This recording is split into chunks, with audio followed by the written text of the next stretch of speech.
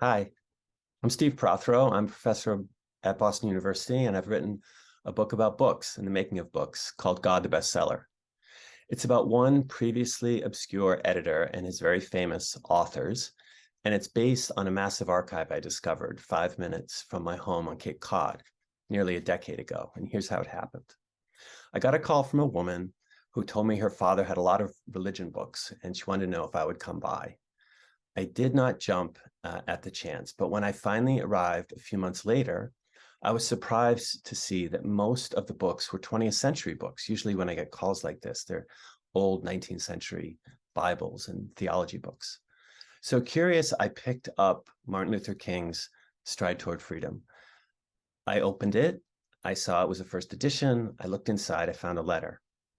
It said, "Dear Eugene, thank you so much for all you did for the civil rights movement and for coming to Montgomery to convince Martin to write his first book." And I thought, okay, like who is this person? And so I picked up another book, the big book of AA, published in 1939 and written largely by Bill Wilson, the co-founder of AA. And inside it says, "Dear Eugene, thank you so much for reading early versions of this book and for helping us get it printed and for all you've done for our movement and for all you've done in my own life. Sincerely, Bill Wilson." And so I'm thinking, who is this person, and why, as a professor of American religion, have I never heard of him? And so over the next year or so, as Judy's husband, Walter, brought in boxes and boxes and letters and diaries and manuscripts from the barn, I discovered that Eugene Exman had been a religion editor at Harper from 1928 to 1965. He had published hundreds of bestsellers, including the first three books by Martin Luther King. He had published over a dozen books by King's friend, civil rights mentor Howard Thurman, books by the Catholic radical Dorothy Day, by the English novelist Aldous Huxley, by Hindu swamis, by Zen Buddhists, Jewish rabbis.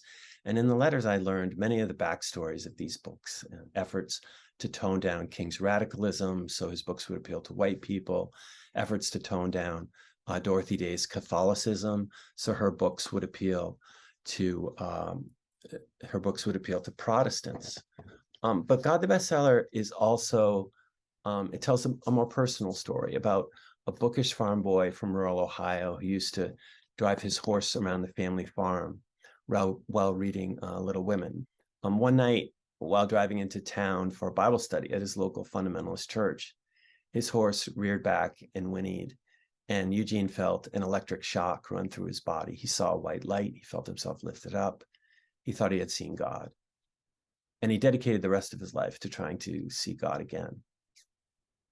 With that goal in mind, he sought out religious thinkers who had similar experiences, and these folks became his friends and in many cases, his authors. And together, they promoted personal experiences of God as the only answer to the modern problems of materialism and militarism.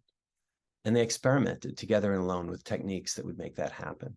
So Exman co-founded in the 1940s with Huxley and others an interfaith commune in Southern California. In the late 50s, he took LSD years before Timothy Leary made that cool. He traveled to Africa to meet with Schweitzer and to India to take a guru. And he had a decades-long relationship with an extraordinarily talented writer, an editor and book fixer who may or may not have been his lover. It's a sprawling story, and in it, Exman appears as a kind of Zelig or Forrest Gump figure. But it's also a story about American religion and culture, an explainer of sorts about why so many of us believe that all religions are one, and that true religion is more about personal spiritual experience than creeds or rituals. Yesterday, I went to Sturgis Library, which is the oldest library in the United States. And it was also Eugene's library, Eugene Exman's library, after he retired to Cape Cod in 1965. In fact, he served as that library's president. The librarians are great there. They're biased, of course, but they've already ordered a copy of God the Bestseller. I hope you'll think about doing the same. Thank you for your time. Thank you for all you do for libraries and for their readers.